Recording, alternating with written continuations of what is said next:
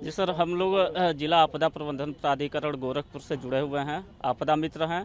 और बाढ़ के टाइम जैसे सर का आदेश होता है, हम लोग राहत सामग्री वितरण, लंच पैकेट वितरण और उसके साथ साथ लोगों को जागरूक भी करते हैं। किस जैसे तरह से जागरूक करते हैं? सर, पानी में ना जाएं, अगर तैरने नहीं आता तो पानी में ना जाएं। अगर पानी में चले भी जाते हैं तो उसके लिए हमारे पास उपकरण क्या चाहिए। अगर जैसे लाइफ जैकेट नहीं है तो हम बॉटल का राफ्ट बना सकते हैं, थर्माकोल का बना सकते हैं, ड्रम का बना सकते हैं, गैलन का बना सकते हैं। इस तरह हम लोग जागरूक करते हैं। और साथ ही स्नेक बाइट, सांप काट ले तो क्या करना चाहिए हमें, आकाशीय बिजली के बारे में, इन सब चीज़ों के बारे में हम लोग जागरूक करते हैं। तो ये सारी चीजें आप गांव में जाके करते हैं? जी सर, गांव में जैसे विद्यालय पे भी जाते हैं हम लोग, विद्यालय में बच्चों को ट्रेनिंग देते हैं। गांव में भी जाते हैं, चौपाल के माध्यम से लोगों को जागरूक करते हैं।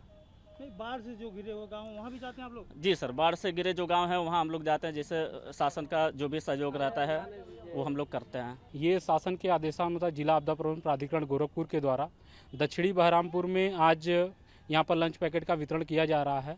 जो कि प्रभावित लोग हैं, जिनको जो अपने घर से इधर उधर नहीं जा पाते हैं, वहाँ तक शासन उनके लिए लंच पैकेट की व्यवस्था की है, जिसे हम और हमारे मास्टर ट्रेनर्स जो आपदा मित्र हैं उनके साथ मिलके हम लोग गांव-गांव जाके उन लोगों को लंच पैकेट दे रहे हैं। जिनके घर पे कोई व्यवस्था नहीं हो पा रही है खाने पीने के लिए, उनके लिए ये सारी व्यवस्थाएं की जा रही हैं। तो कितना पैकेट बांटे हैं आप लोग? अभी तो समय 500 के करीब हम लोग लेके आए हैं जो बांटने के लिए। क्या क्या है इसमें? इसमें पूड़ी और सब्जी है, सूखी सब्जी है आलू परवल की, और आपको पूड़ी है और अचार भी है साथ में इनके। और भी जगह बांटेंगे आप लोग? जी सर, अभी एक शेरगढ़ में भी बट रहा है वर्तमान में, और हमारे राशन किट्स भी बट रहे हैं।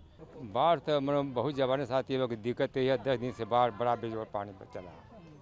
10 दिन के बाद मतलब कुछ ढेर मिल गया, आटा है, चावल है, दाल है, आलू है, गुड़ है, या सलाई है, खाने वाला सामग्री मिल गया। मिल रहा है? हाँ, सबको मिल गया। नाव की व्यवस्था की गई है? हाँ, नाव की व्यवस्था गई, 700 लोग को मिल गया। हाँ, पूरी बहापुर में 600-700 लोग को मिल गया। लंच पैकेट भी आज बांटा? हाँ, आज लंच पैकेट बांटा गया। क्या है उसमें? हाँ, पूरी है सब, मतलब पूरी सब्जी? हाँ, पूरी सब्जी है बस। तो राहत है कुछ? हाँ, कोई राहत है। अभी और नदी बढ़ेगी? हाँ, नदी बढ़ता है। गोरखपुर की जो मेन नदी है राप्ती नदी जो है, जो कि जनपद गोरखपुर में तकरीबन 134 किलोमीटर वो ट्रैवल करती है। कैंपियरगंज से एंटर करती है और गोला में जाकर के इसका मतलब बरहज देवरिया में जाकर के इसका संगम जो है वो सरयू नदी के साथ होता है। तो राप्ती नदी इस समय गोरखपुर में डेंजर लेवल से 86 सेंटीमीटर ऊपर बह रही है।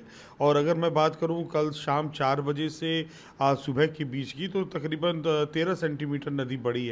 और अभी ये जो नदी का बढ़ने का ट्रेंड है अगले 1-2 दिनों तक जारी रहेगा, क्योंकि राप्ती नदी की जो सहायक नदियां हैं जो महाराजगंज साइड से और सिद्धार्थनगर साइड से उसको सपोर्ट करती हैं, जिसमें ककरही है और बूढ़ी राप्ती है, ये सभी नदियों में अभी अपने डेंजर लेवल से ऊपर है, पानी इसमें अधिक है। तो ये सारा पानी जो है वो राप्ती में ही आएगा।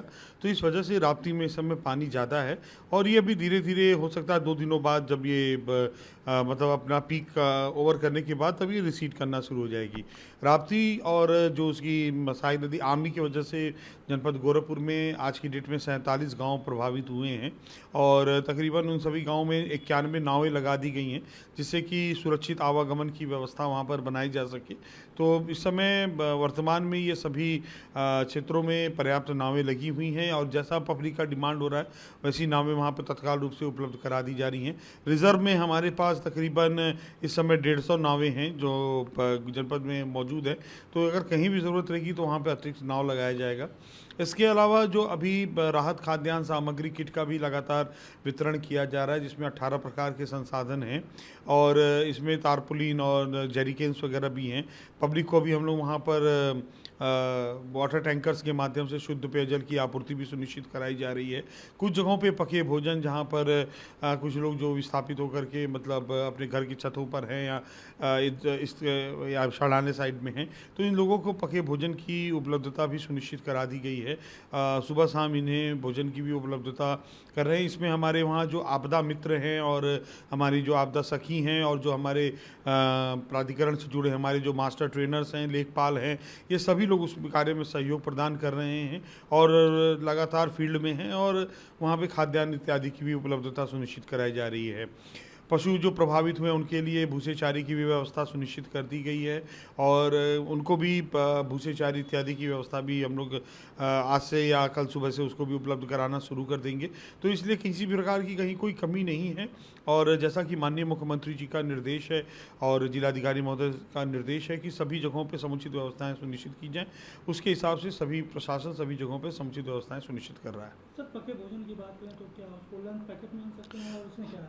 हाँ देखिए, उसमें जो पके भोजन भी जो हम उपलब्ध कराते हैं उसमें पूड़ी सब्जी और अचार और जैसे तहरी हो गई जिसमें आलू है और सोयाबीन है, मटर वगैरह का मिला करके हुआ। कुछ समय में जैसे लिट्टी चोखे की व्यवस्था करा दी गई, जो कि इस वजह से इस तरह के भोजन की व्यवस्था सुनिश्चित कराई जाती है, जो कि इस मौसम में, जो कि देखिए इसमें बारिश भी हो रही है, धूप भी बहुत तेज़ हो रहा है, तो इसलिए भोजन जो रहे वो तुरंत उन्हें पब्लिक तक जाए, उनको तुरंत सर्व हो, इसलिए उसकी ये सारी व्यवस्थाएं सुनिश्चित की गई हैं।